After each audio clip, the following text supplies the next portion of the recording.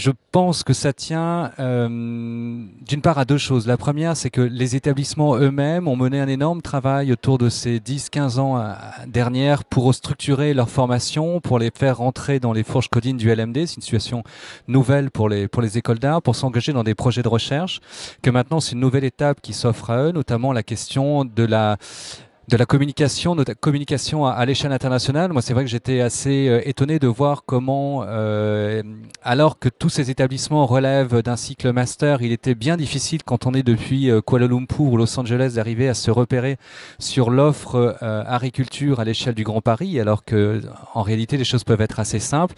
Donc il y a un travail à faire à cet endroit-là. Et puis, par ailleurs, me semble-t-il, il y a la nécessité pour le pouvoir politique de considérer ces établissements comme des éléments du soft power français. Je veux dire, vous avez raison de le souligner, liés à la marque France, sont liés des enjeux d'art de vivre, de culture, de création. Je pense qu'effectivement, le pouvoir politique s'est emparé d'un certain nombre de sujets comme le cinéma, par exemple, pour porter et valoriser cette marque France à l'extérieur. Elle le fait récemment dans le domaine des nouvelles technologies. On pourrait imaginer qu'à l'intérieur du périmètre de l'enseignement supérieur, ces écoles de création soient aussi portées et projetées à l'international comme le sont d'autres éléments clés, phares, déterminants des atouts de la France.